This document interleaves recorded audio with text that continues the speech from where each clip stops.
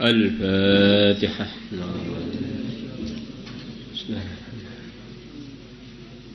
الفاتحة.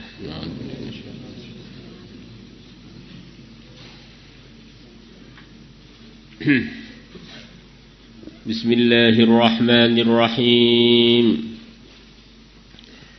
وعن ابن الزبير رضي الله عنهما أن رسول الله bahwasanya Rasulullah sallallahu alaihi wasallam qal beliau bersabda, dabba telah merembet atau telah sampai ilaikum kepada kalian da'ul umami qablakum, penyakitnya umat-umat sebelum kalian. Di dalam Al-Quran itu ada cerita umat-umat sebelum kita, pelanggaran-pelanggaran mereka, pelanggarannya kaum Ad, kaum Tsamud, pelanggarannya kaum Lut, pelanggarannya kaumnya Nabi Nuh. Padahal Quran ini diturunkan oleh Allah kepada kita. Kenapa kok cerita-cerita umat-umat sebelum kita? Karena penyakitnya itu adalah sama. Semua pelanggaran yang terjadi pada umat sebelum kita itu juga yang diceritakan dalam Al-Quran juga akan terjadi di umat ini. Pengurangan timbangan, suka memamerkan kekuatan, kemudian suka bermewah-mewah dalam bangunan sampai melupakan agama, suka sesama jenis, kemudian salah milih pimpinan, yang tidak beriman malah dipilih, para anbiya malah ditinggal. Itu selalu ada saja. Al-baghdha'u yaitu kebencian, wal hasadu dan kedengkian. Di antara penyakitnya ini, sama-sama umatnya Nabi saling membenci. Sama-sama umatnya Nabi ada sifat dengki, pengen nikmat yang Allah berikan kepada temannya ini hilang. Wal baghdha'u dan kebencian, hiya al-baghdha itu al-haliqatu adalah satu perkara yang menggundul, bukan mencukur. Kalau mencukur kan masih ada sisanya. Al-haliqah yang menggundul, memangkas habis. Laisa haliqatas sya'ri, bukanlah kebencian tadi menggundul. Laisa haliqatus sya'ri, bukan menggundul rambut, walakin haliqatud dini, tetapi menggundul agama.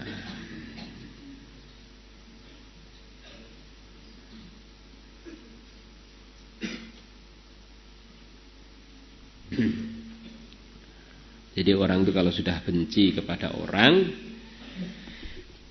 disabdakan Nabi, ini akan bisa menyebabkan menggundul agama. Agama itu apa toh? Aturan yang diridhai oleh Allah.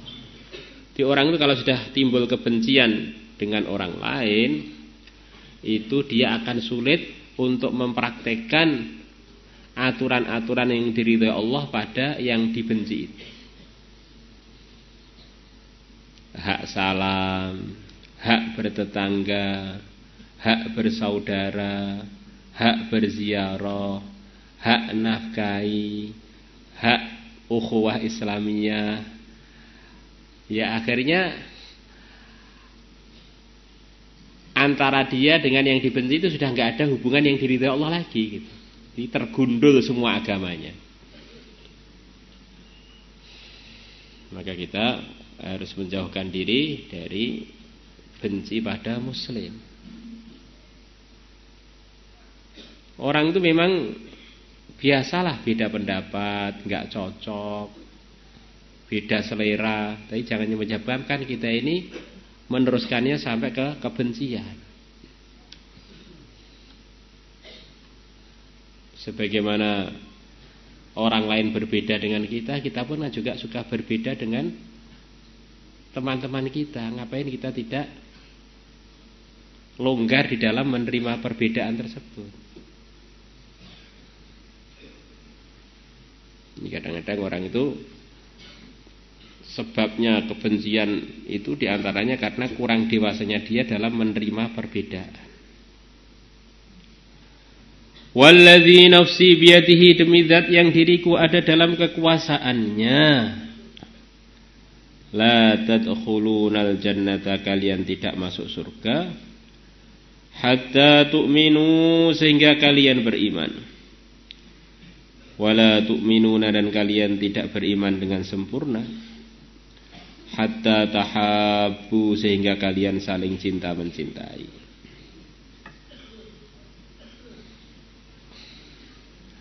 Ala unabbiukum, maukah aku beritahukan kepada kalian, bima, dengan satu amalan, yuthbitu, yang akan menetapkan dzalika itu. Dzalika kembali kepada tahabbu, biar seperti hadis yang sebelumnya, ala adullukum ala syai'in idza fa'altumuhu tahabbtu. Apakah kalian mau aku tunjukkan pada amalan yang menetapkan terjadinya mahabbah antar kalian itu? Afshu, sebarkanlah assalama, salam, bainakum, antar kalian. Ini orang Islam ini seperti satu jasad. Maka kalau satu jasad ini saling mendoakan selamat, kepala doakan kaki selamat, kaki doakan kepala selamat, perut doakan yang lainnya selamat, akhirnya kalau semuanya selamat kan jadi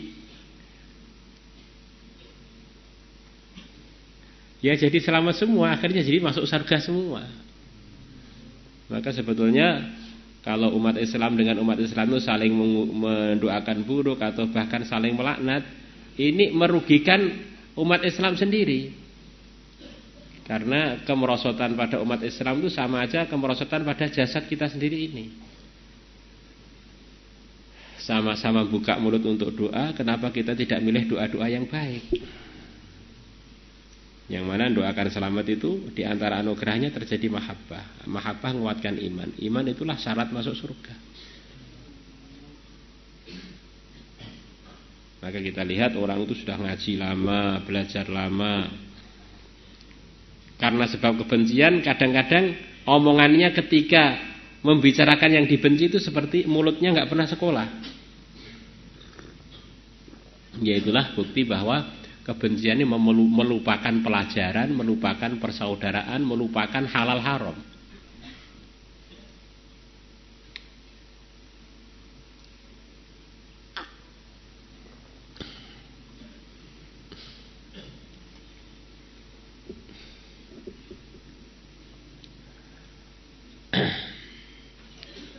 Rawahul Bazzar wa rawatuhu thiqat. Itu diantara anugerah Allah yang diberikan kepada umat Islam kalau menyebarkan salam. Belum lagi yang kita dengar mengenai fadilahnya salam yang lain-lain. Di antara fadilahnya salam, tambah banyak salam, tambah banyak pahala. Tambah sempurna salamnya, tambah sempurna pahalanya. Kalau salam diucapkan ketika kita memasuki rumah, yang di rumah lari, Masya Allah. Belum lagi afsus salam kai ta'lu. Kalau orang itu menyebarkan salam, orang-orang Islam akan jadi mulia, akan jadi menang. Orang Islam kalahan itu diantara sebabnya karena salam antar mereka tidak jalan dengan baik. Kok orang Islam yang awam, kita di pesantren aja kadang-kadang menghidupkan suasana salam itu lemah. Maka akhirnya umat Islam di mana-mana jadi melemah karena ya nggak saling selamat itu tadi. Karena kekalahan kan bagian dari nggak selamat. Masya Allah. Kehinaan adalah bagian dari nggak selamat. Kehancuran bagian dari enggak selamat. Kalau semuanya minta kepada Allah, teman Islam itu selamat semua, ya umat Islam otomatis mulia. Umat Islam otomatis enggak masuk neraka. Umat Islam otomatis enggak akan kalah. Maka kita ini perlu kedewasaan dalam berbagai hal, menyikapi perbedaan, termasuk menyikapi berdoa. Hati-hati, jangan sampai dengan sebab doa kita ini kita malah rugi.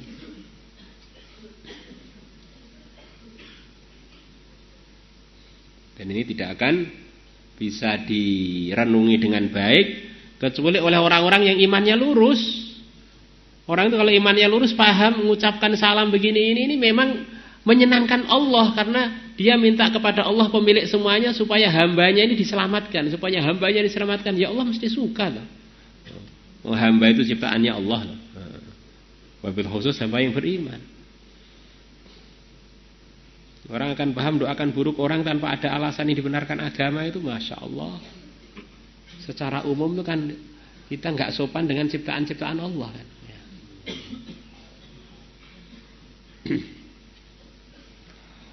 وعن البراء بن عازب رضي الله عنه عن رسول الله صلى الله عليه وسلم قال أفشوا السلام, sebarkanlah oleh kalian assalam, salam, taslamu, maka kalian akan selamat.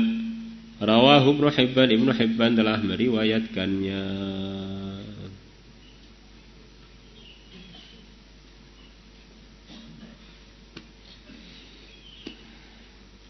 وعن عبد الله بن عمرو عنه قال قال رسول الله صلى الله عليه وسلم U'budu, sembahlah oleh kalian Ar-Rahman, zat yang maha penyayang. Wa afshu, dan sebarkanlah oleh kalian As-salam, salam. Wa ad'imu, dan berikanlah makanan oleh kalian At-ta'ama, makanan. Kalau ini dikerjakan semua, tadkhulul jannata, maka kalian akan masuk surga. Menyembah Allah, menyebarkan salam, kemudian suka memberikan makanan pada orang. Rawahu Ibnu Hibban wa hadza lahu wa Tirmidzi wa qala haditsun hasanun sahih.